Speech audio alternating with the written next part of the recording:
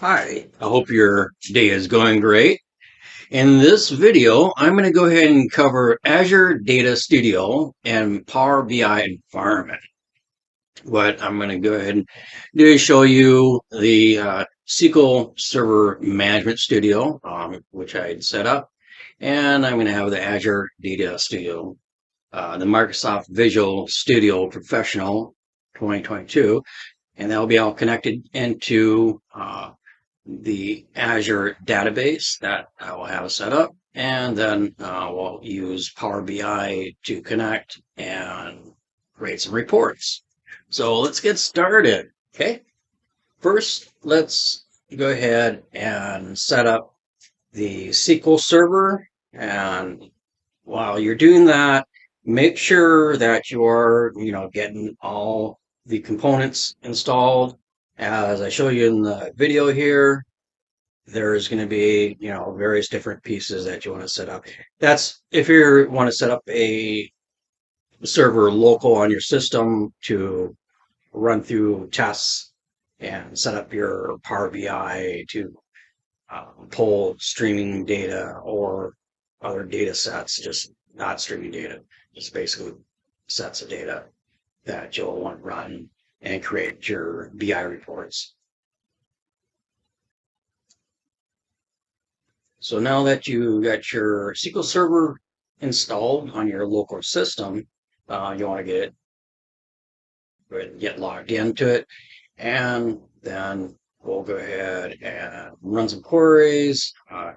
We want to probably go and upload that data to the Azure database that you've created. You should have an Azure account set up if you're going to follow along, or you just want to watch the video, that's fine. That's pretty much the environment I had to set up. And also I have a Power BI environment account set up. So I had to get those set up prior to starting this. And so I could download all the tools I needed. And then I can create my own data sets from my own data server that's local, which I will take that data and upload it to Azure. The whole database will be uploaded there. I'll show you how to do that. It's pretty easy. It depends on how large the database is. This one's not really large, so it takes approximately 20 minutes to transfer the database to the data server on Azure. And I'll show you how that's done.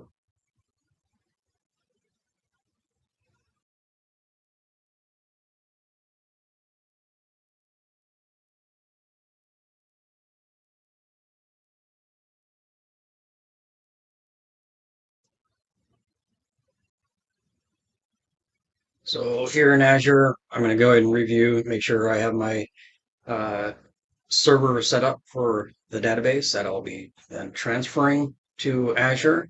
And I set up a free account. I think it's like 30 days free account, so I can kind of play around with it and see how it works. Actually, I think it really works well.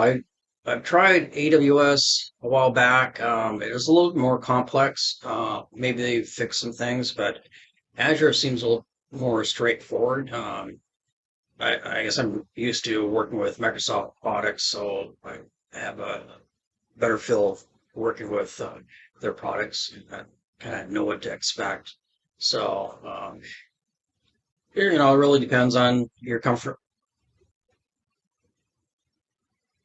So when you go to deploy the SQL Server, make sure the SQL agent is turned on. You're not going to get any errors on that.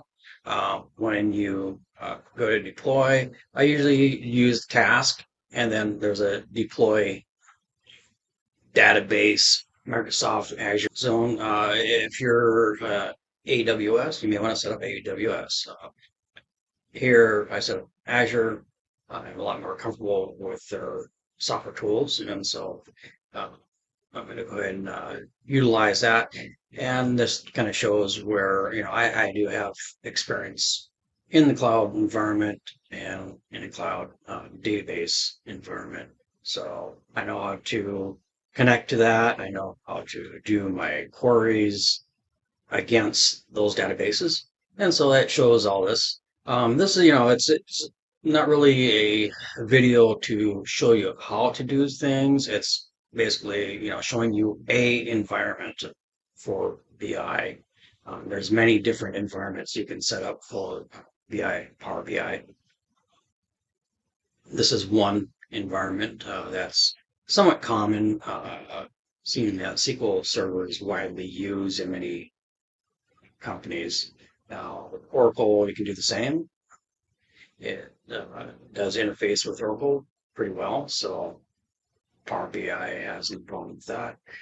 It's just getting connected to the database tables and being able to download that data into Power BI so you can get your data sets set up for various different chart displays. Okay, so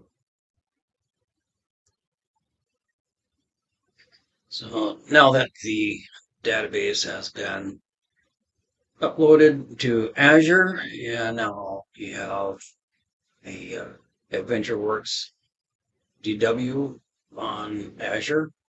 I'm going to go ahead and connect to Azure.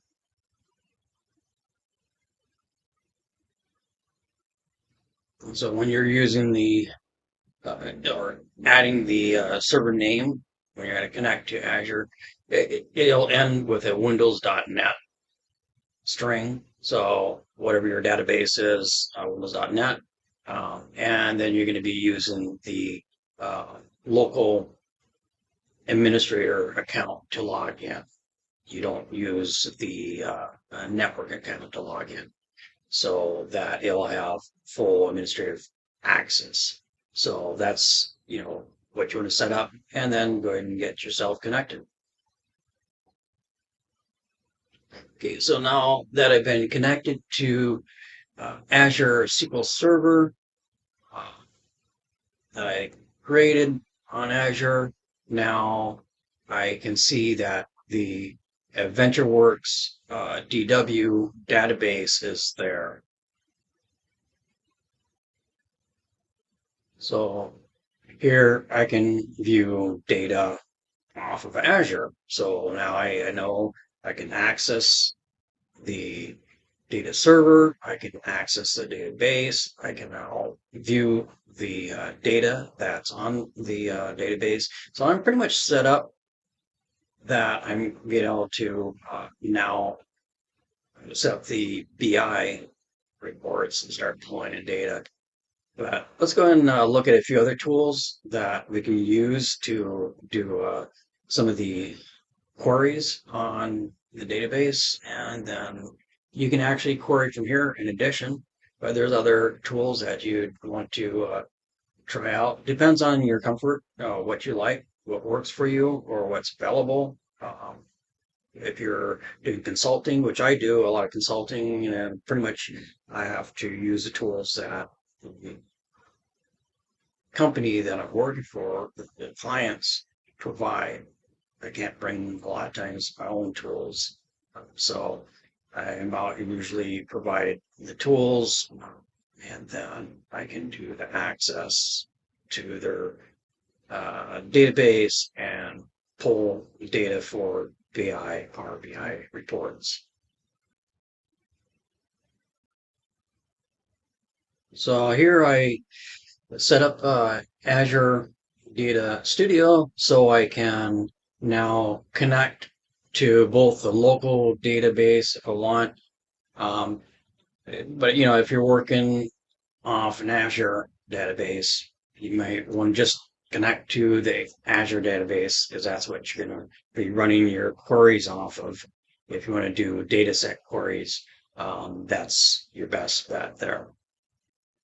Yeah, the primary focus here is connecting to Azure database, and so I can show how that is done.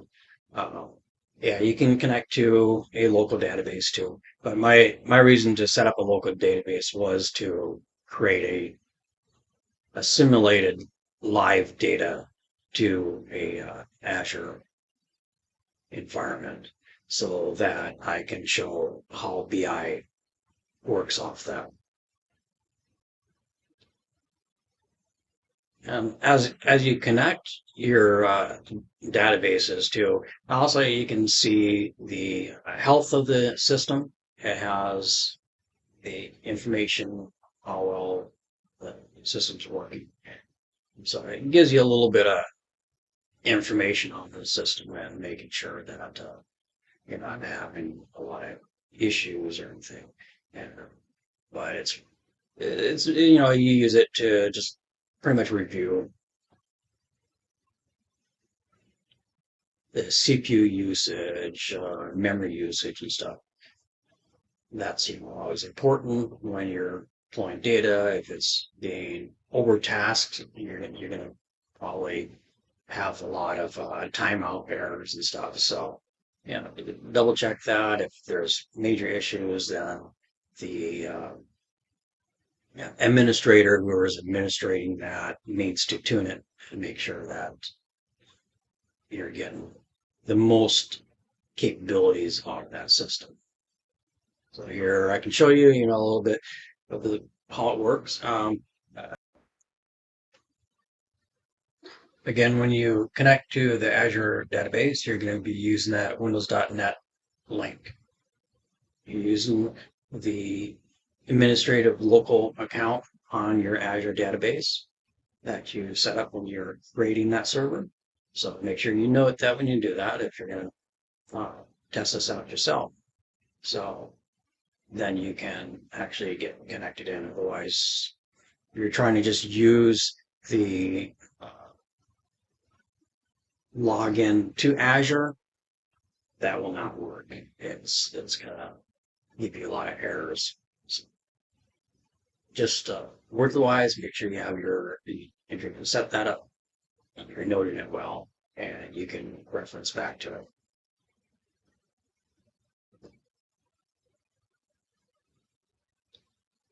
So you can see I have Azure now connected. I see that there's tables. I can run queries, set a little query to just kind of pull the data, see how it works. That seems to be pretty quick. It'll,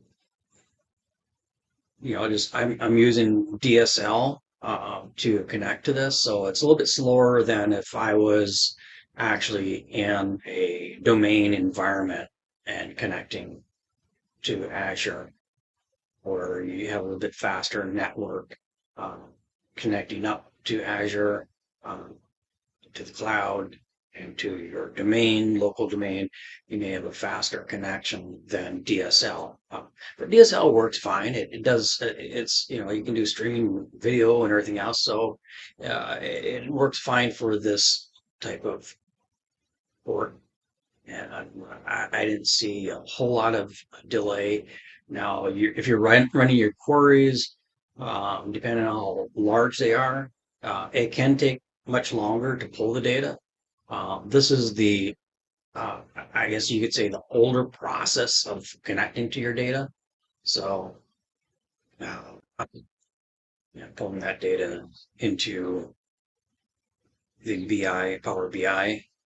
There's slow ways and there's fast ways. The slow way usually is running a lot of your queries and pulling data and dropping it into an Excel spreadsheet and then pulling that data from the Excel spreadsheet into BI. That's the slow way. It takes a lot more time. Sometimes queries can take a while to pull that data. So there's fast ways and there's slow ways. It really depends on the bandwidth of your connection and how well you can pull that data. So it depends. You have to determine what method you want to use that works best for your group when you're setting that up, um, so that they can get that data into reports and provide it to whoever needs to provide information. They're having a meeting maybe, and they want to talk about the sales, maybe a sales manager or whatever. So they're getting that report from you, and they want to get that in the morning. Well, if you're running a query that takes you maybe a half hour or something like that, versus uh, pulling it using the BI tool, which can maybe take 5 minutes to 10 minutes. There's a big difference there, and you have more time to create these reports and get ready, visualize them, make sure they're right, have maybe someone else look over, make sure everything's correct while you're doing that. Until you get used to whatever reports you're providing, it's always good to have someone review your stuff and you review their stuff prior to providing those reports, because you want to have them right so that if they're being presented, they're correct. And doing reports really fast on the fly, yeah, it's better to you know have a lot of this stuff the day before and make sure it's all right. And then if they have to present that information in the morning, they have time to do a little tweaking if they need to.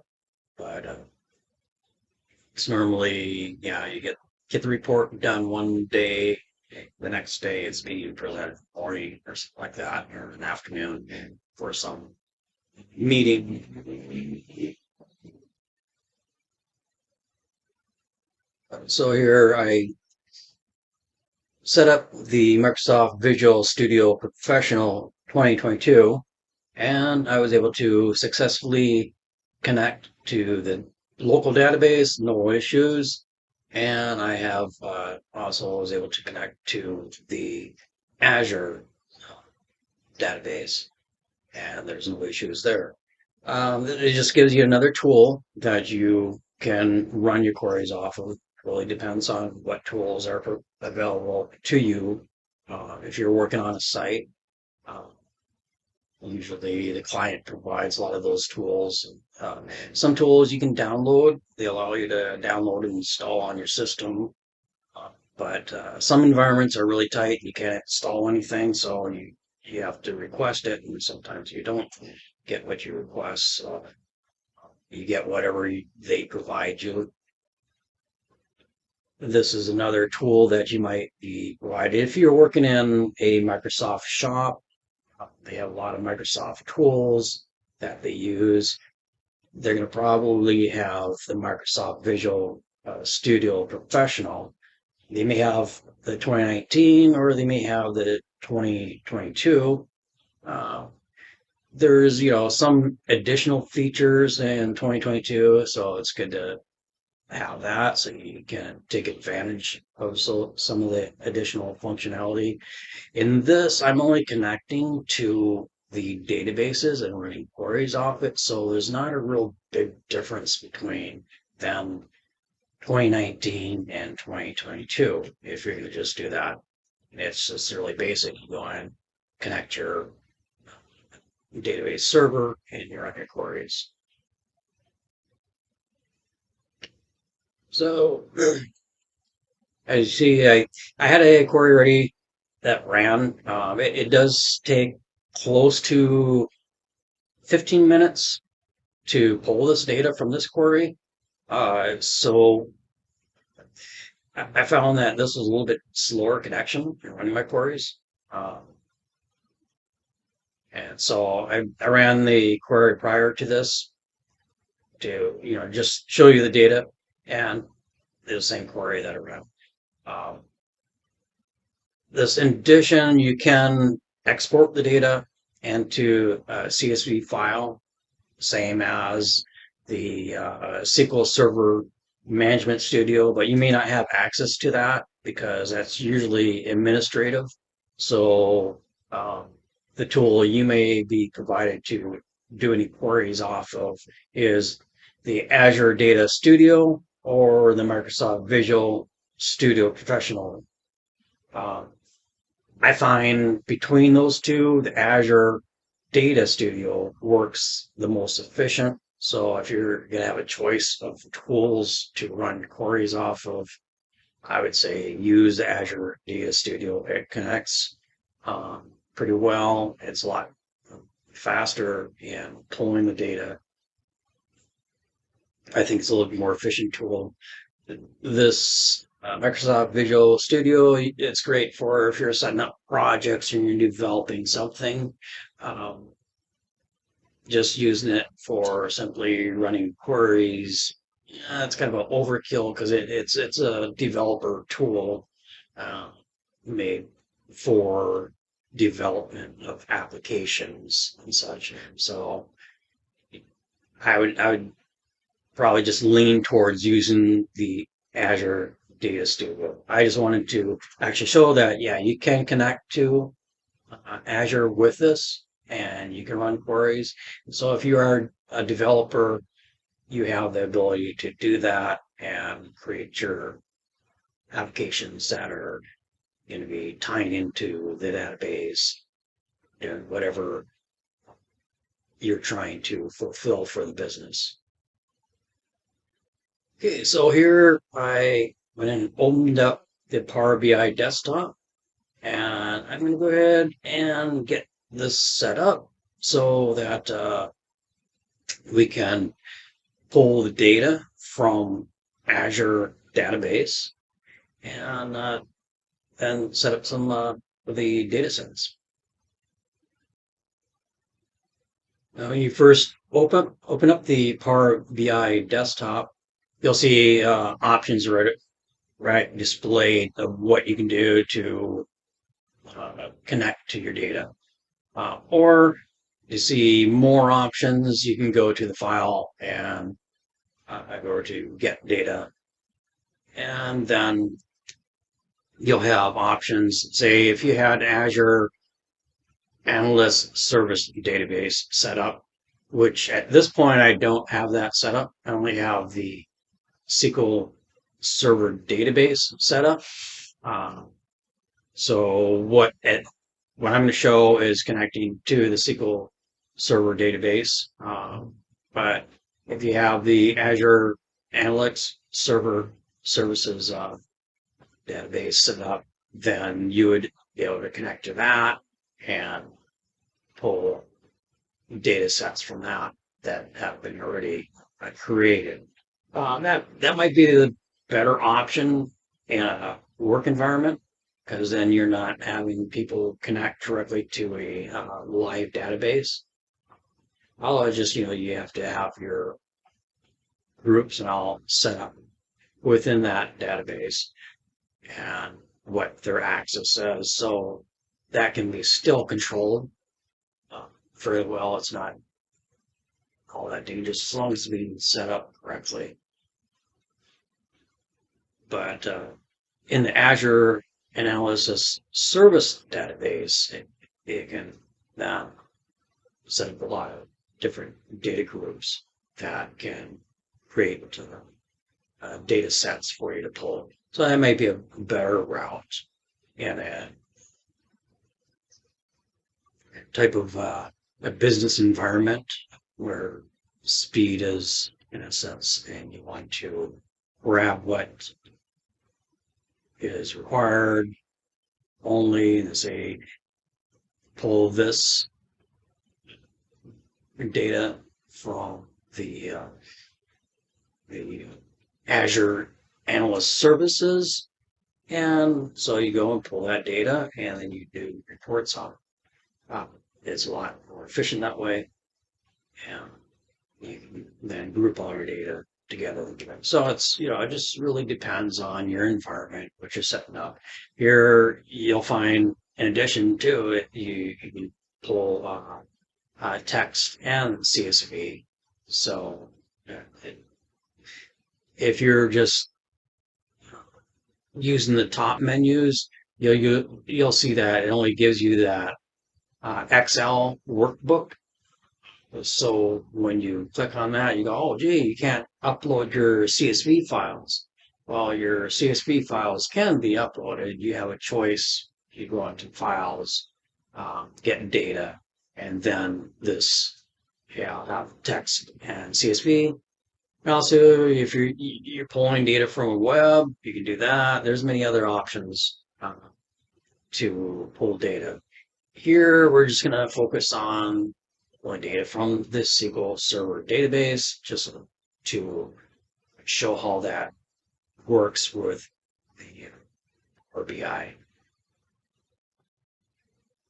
So when you're connecting to the SQL Server database on Azure, you can then put in the database. And also, you can do the direct queries. Like, let's say, it depends on the speed of your connection, how efficient that is with your system, or you can do an import. I'm going off DSL. I think it's best to just do an import.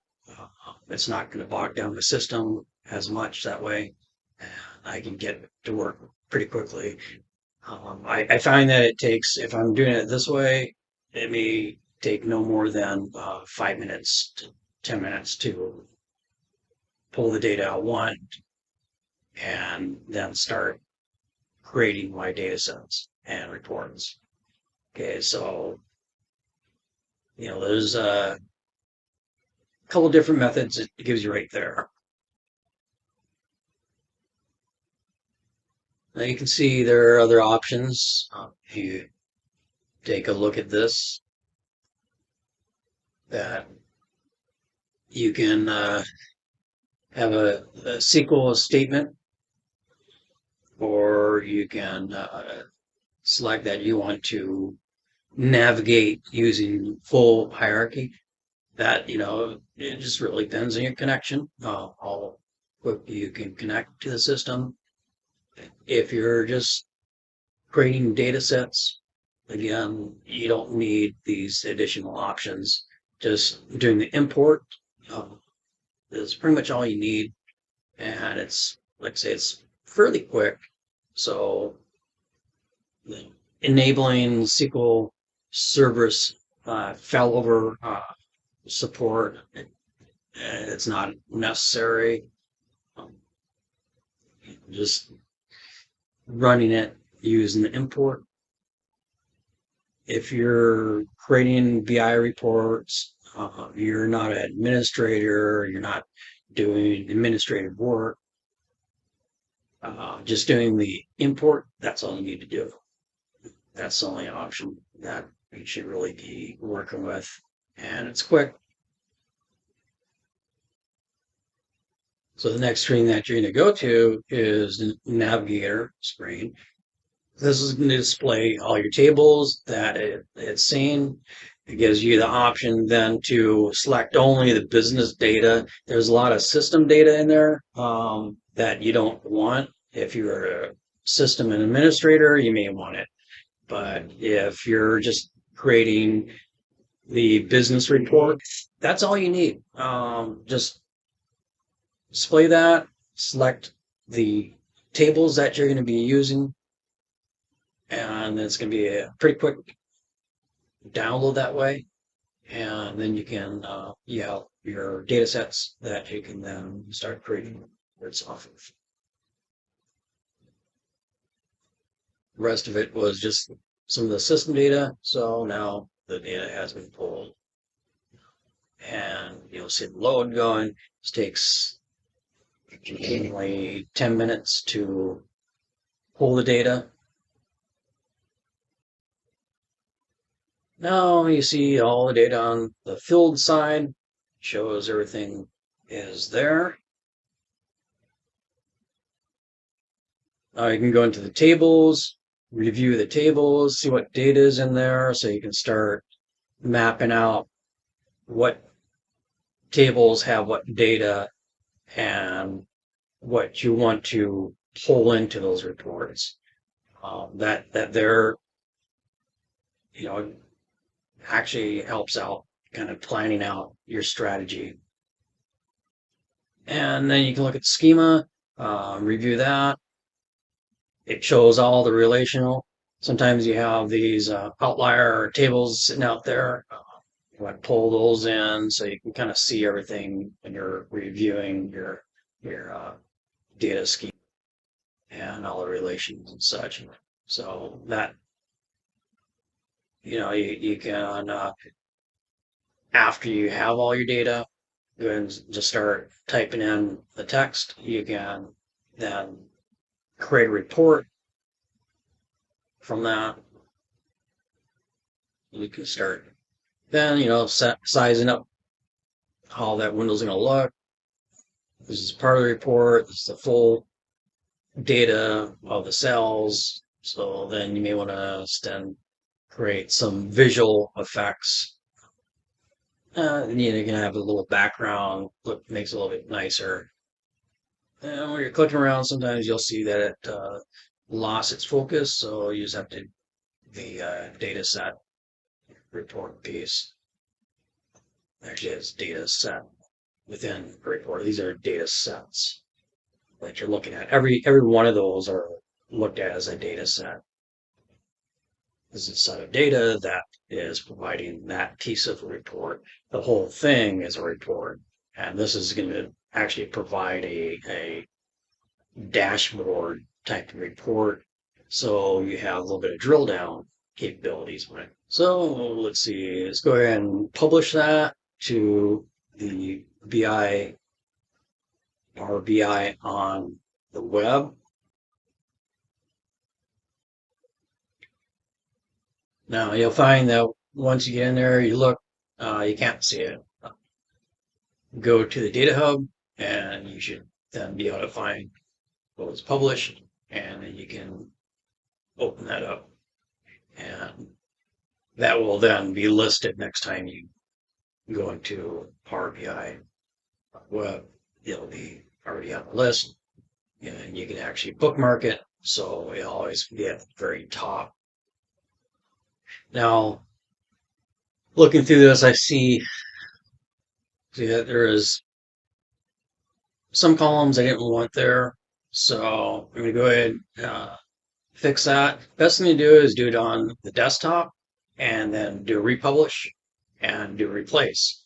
That will automatically replace it, and your report will be still linked on the very front page when you log in. It'll be displayed there. Even when you had it bookmarked before, it'll still be bookmarked.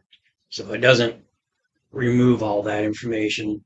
It only removes your report and replaces it with a new one and new data.